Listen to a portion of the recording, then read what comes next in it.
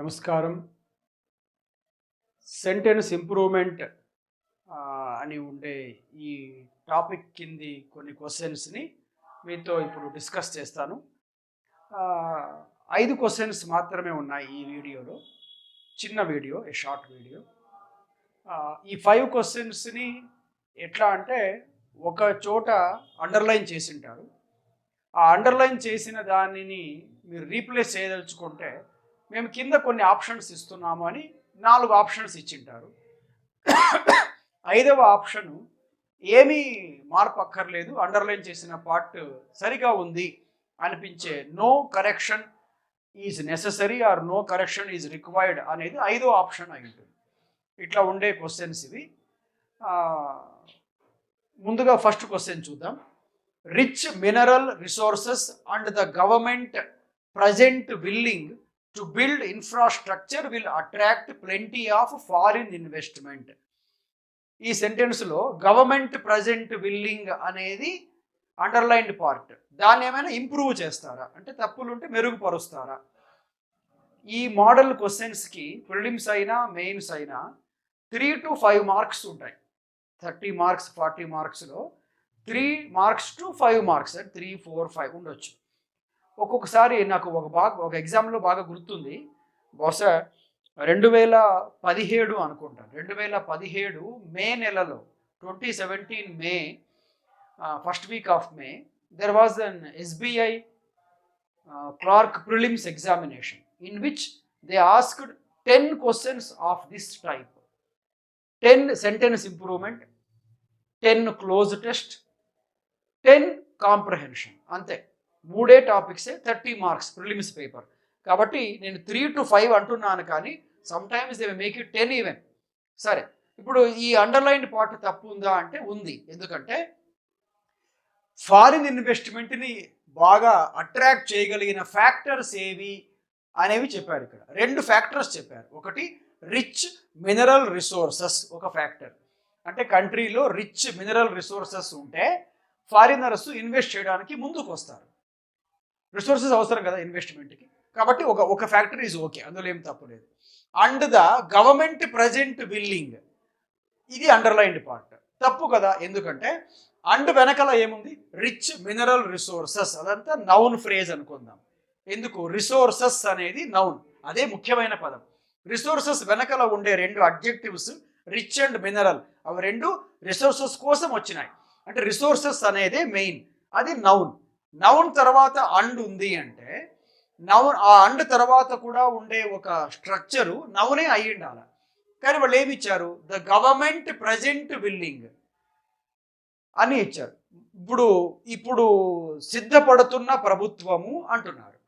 No, resources లాగా అది కూడా ఒక నౌన్ ఫ్రేజ్ అయి ఉండాలి. అది పూర్తి కాలేదు. చూడండి, గవర్నమెంట్ ప్రజెంట్ విల్లింగ్ అంటే పూర్తి కాలే, నౌన్ కాదు అది. నౌన్ చేసుకోవాలంటే ఏం చేయాలంటే గవర్నమెంట్ యొక్క విల్లింగ్నెస్ ఉందే, ఇప్పుడున్న గవర్నమెంట్ యొక్క విల్లింగ్నెస్ అని ఉంటే అది నౌన్ అవుతుంది. ఇప్పుడు rich mineral resources plus governments willingness కదా, 2 నౌన్స్ సరిపోయినాయా? ఈ 2 ఉంటే ఫారిన్ ఇన్వెస్ట్మెంట్ చాలా బాగా వస్తుంది కంట్రీలోకి, ఇన్ఫ్రాస్ట్రక్చర్ డెవలప్ చేసుకోవచ్చు అని. కాబట్టి నౌన్ ఫ్రేజ్ని వాళ్ళు, అంటే నౌన్గా ఉండాల్సిన ఒక స్ట్రక్చర్ని ప్రజెంట్ విల్లింగ్ అని వర్బ్గా చూపిస్తున్నాడు. దాన్ని మార్చుకుంటే ఆప్షన్ డి చూడండి, rich mineral resources and the present governments willingness. Willingness is a noun. వాళ్ళు ఏమి ఇచ్చారు? విల్లింగ్ అని వర్బ్ చూపిస్తున్నాడు. Willingness is noun, willing is a verb. కాబట్టి విల్లింగ్నెస్ చేసుకుంటే సరిపోతుంది. ఇది ఒక నౌను, అదొక నౌన్. ఏది? రిసోర్సెస్. మధ్యలో ఉండే అండ్ సరిపోతుంది. కాబట్టి ఇక్కడ ఆప్షన్ డి తీసుకుంటే మీరు సరిపోతుంది ఆన్సర్గా. Right, comes next question. 2వ క్వశ్చన్. ఇప్పుడు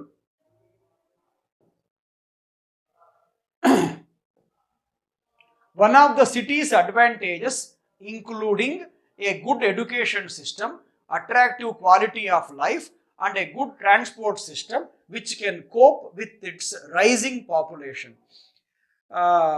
సిటీస్లో పాపులేషన్ బాగా పెరిగిపోతుంది బికాస్ ఆఫ్ మైగ్రేషన్, అది మెనీ అదర్ ఫ్యాక్టర్స్. కాబట్టి అటువంటి సిటీలో కొన్ని అడ్వాంటేజెస్ కూడా ఉంటాయి. ఎందుకు పోతారు సిటీస్కి జనం అంటే కనుక అడ్వాంటేజెస్ ఉంటాయి. ఏం అడ్వాంటేజెస్ చెప్పారు కొన్ని. Good education system, attractive quality of life and a good transport system, ఇవన్నీ ఇట్లాంటివన్నీ ఉంటాయి. కాబట్టి పెరుగుతుండే పాపులేషన్కి ఇట్లాంటి సౌకర్యాలు లేకపోతే ఇబ్బందులు వస్తాయి. అందుకని అవన్నీ ప్రొవైడ్ చేస్తారు సిటీస్లో. అందుకని మెనీ పీపుల్ సిటీస్కి మైగ్రేట్ అవుతుంటారు అనేది మనకు తెలుసు. ఇప్పుడు అండర్లైన్డ్ పార్ట్ ఏమిటంటే one of the cities advantages including అనేది అండర్లైన్డ్ పార్ట్. ఇక్కడ చేయలేదు, పొరపాటు అయింది. ఇదంతా అండర్లైన్డ్ పార్ట్. ఈ అండర్లైన్డ్ పార్ట్లో ఏమైనా తప్పు ఉందా అంటే తప్పు ఉంది. ఎలా తప్పు అంటే చూడండి, గమనించండి బాగా. నేను అండర్లైన్ చేసిన పార్ట్లో మీకు ఏమైనా వర్బ్ కనపడుతుందా? Verb, are you able to see a verb in the underlined part? You can't see, there is no verb like that. Verb లేదు అక్కడ. కాబట్టి వర్బ్ లేకపోవడమే ఆ పార్ట్ తప్పు చేస్తుంది. ఆ పార్ట్ తప్పుగా కావడానికి వర్బ్ లేకపోవడమే కారణం. అందుకే ఏముండాలా? ఫస్ట్ ఆప్షన్ చూడండి, one of the cities advantages include. బాగుంది కదా. వన్ ఆఫ్ ది వస్తే బహువచనం రావాలి. అందుకే సిటీ పక్కన అపాస్ట్రఫీ అడ్వాంటేజెస్, అడ్వాంటేజెస్ అనొచ్చు కదా. కాబట్టి అడ్వాంటేజెస్ అనేది సరిపోయింది కదా అంటే అంతవరకు సరిపోతుంది. కానీ సెంటెన్స్లో ఒక అడ్వాంటేజే ఉందా అండి?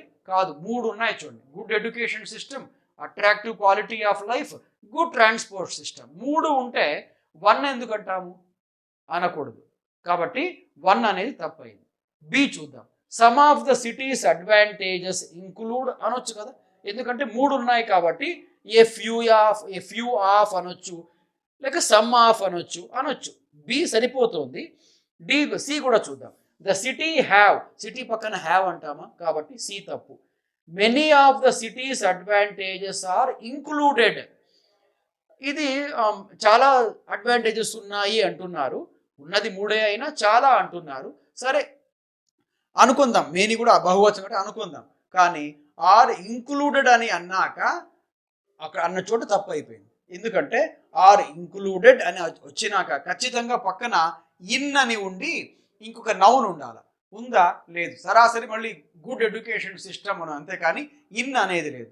ఆ సెంటెన్స్ డి ఆప్షన్ సరిపోవాలంటే ఎలా ఉండాలి అంటే many of the cities advantages are included in its life, they are అని అట్లా ఉండాలి. ఏ గుడ్ ఎడ్యుకేషన్ సిస్టమ్ అట్లా ఉండిండాలి. అట్లా లేదు కాబట్టి ఆన్సర్ ఈస్ 2 అంటే B. Some of the cities advantages బహువచనం కాబట్టి ఇంక్లూడ్కి ఎస్ లేదు. Include what? A good education system 1, attractive quality of life 2, good transport system 3 ఉన్నాయి. కాబట్టి అని మనం ఆల్ అనాల్సిన పని లేదు, మెనీ అనాల్సిన పని లేదు, సెవరల్ అనాల్సిన పని లేదు. అంటే ఏ ఫ్యూ అనొచ్చు లేక సమ్ అనొచ్చు. అంత బాగుంది కాబట్టి B is the answer. Second క్వశ్చన్కి బి ఆన్సర్ అయిందా? Now comes the third question. ఏముంది? Regulators in America have plans to increase the amount of capital అంటే money that its 8 largest banks can hold and banks will have until 2018 to comply. ఇక్కడ underlined part వచ్చి 2 నుంచి amount దాకా 2 నుంచి amount దాకా చెప్పొచ్చు. మీరు ఆ అండర్లైన్డ్ పార్ట్ ఏమైనా సరిగా లేదా ఇంప్రూవ్ చేస్తారా? చేయండి. ప్లాన్స్ 2 తర్వాత వర్బు V1 ఉండాలా? ఉంది. To increase what? ఆబ్జెక్ట్ ఉండాలి, అదే అమౌంట్. ఎవరిది? అమౌంట్ ఆఫ్ క్యాపిటల్ అంటే amount of money that it's అంటే అమెరికా. సరిపోయింది. వాళ్ళు ఇచ్చిన ఆప్షన్స్లో 2 తర్వాత హ్యావ్ ప్లాన్స్ ఇంక్రీజ్డ్ ది అమౌంటా? కాదు. 2 తర్వాత ఎట్లా V2 రాదు. 2 లేదనుకున్నా కూడా హ్యావ్ ప్లాన్స్ ఇంక్రీజ్డా? కాదు కదా. ఇంక్రీజ్ ఇన్ ది అమౌంట్స్ కాదు. ప్లాన్స్ తర్వాత plans to increase in the amounts కాదు. అమౌంట్స్లో ఇంక్రీజ్ కాదు, అమౌంట్సే ఇంక్రీజ్ చేయాలి కాబట్టి ఇన్ రాదు. 3 which increases the amount. Increase చేసేది ఏమిటి? లేదు కాబట్టి తప్పు. By increasing amounts. హ్యావ్ పక్కన have plans by increasing. Regulators in America have plans by increasing amounts. Increasing అమౌంట్స్ని ఇంక్రీజ్ చేస్తూ ప్లాన్స్ తయారు చేసుకున్నారా? కాదు కదా. వాళ్ళ ప్లాన్స్ ఏమిటంటే అమౌంట్ని ఇంక్రీజ్ చేయాలని. కాబట్టి టు ఇంక్రీజ్ అని రావాలి.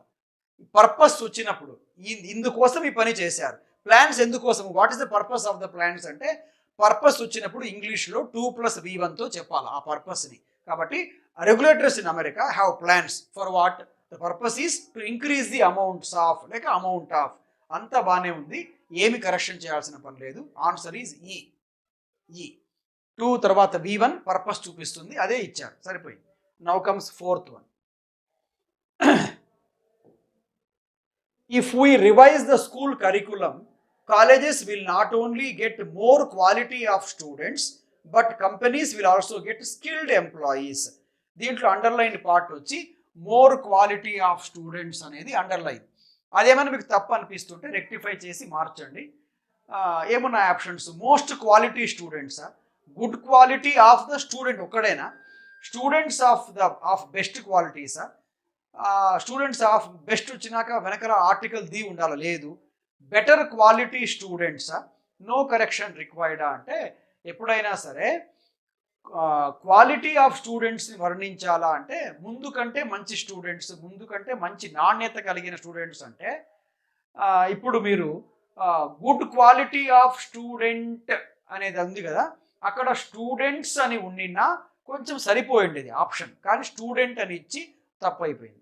C get the students of, ఇందాక చెప్పాను ది లేదు అని, బెస్ట్ క్వాలిటీస్ అని లేదు. కాబట్టి మోర్ తీసేసేసి not only get better quality students అని చెప్పాలి. ఇక్కడ చూడండి, స్టూడెంట్స్ ఆఫ్ బెస్ట్ క్వాలిటీస్ అంటే అర్థం వేరే, బెటర్ క్వాలిటీ స్టూడెంట్స్ అంటే అర్థం వేరే. స్టూడెంట్స్ ఆఫ్ బెస్ట్ క్వాలిటీస్ అంటే మంచి లక్షణాలు ఉన్న స్టూడెంట్స్ అని అర్థం.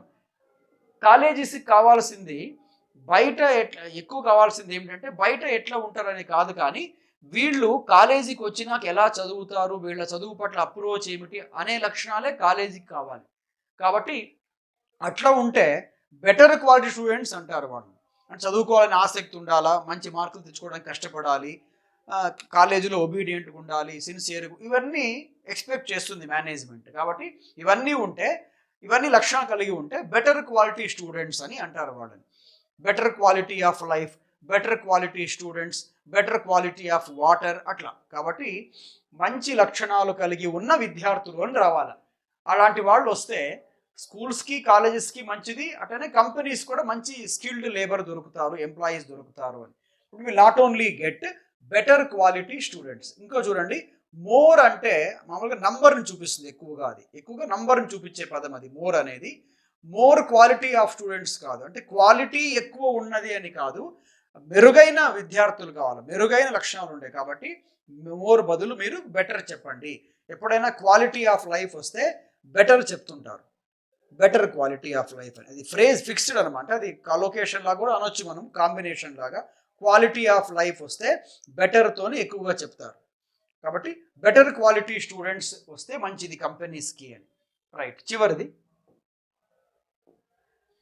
By running small dairy farms and selling milk to factories, the women of the village takes care the needs of their families. ఇందులో అండర్లైన్ పార్ట్ వచ్చి ఇక్కడ ది విమెన్ నుంచి కేర్ దాకా, ఇక్కడ దాకా అండర్లైన్. ఈ పార్ట్లో ఏమైనా తప్పు ఉందా అంటే సులభంగా చెప్పొచ్చు. ವಿಮೆನ್ అంటే ಪ್ಲೂರಲ್ కదా, ವಿಮೆನ್ ಅಂದರೆ 1+. ವರ್ಬ್ ಹೆಂಗಿರಬೇಕು, ವರ್ಬ್ಗೆ ಎಸ್ ಇರಕೂಡದು ಕೊಟ್ಟಿದ್ದಾರೆ, ಅದಕ್ಕೋಸ್ಕರ ಟೇಕ್ ಕೇರ್ ಅಂತ ಇರಬೇಕು, ಟೇಕ್ಸ್ ಅಲ್ಲ. ಎಲ್ಲಿದೆ ನೋಡಿ option, women of the village. ಒಬ್ಬಳೇ ಇರ್ತಾಳ, ఒక్కతే ఉంటుందా అండి, ఉండదు కదా, కాబట్టి ఏ రాదు. ఉమెన్ మళ్ళీ ఒకతే ఉంది.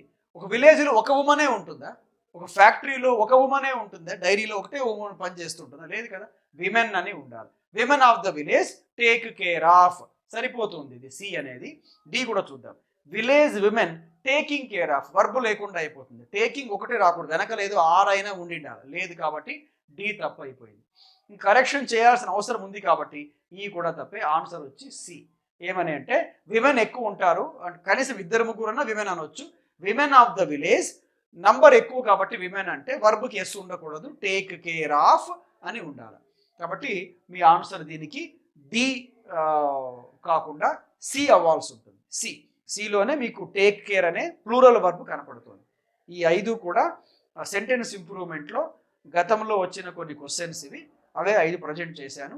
ఇదే వీడియో కన్నడలో మీకు రేపటి రోజు వస్తుంది. అంటే we can watch it on Tuesday, whereas this video can be watched on Monday. Thanks for listening to these 5 or some questions like this.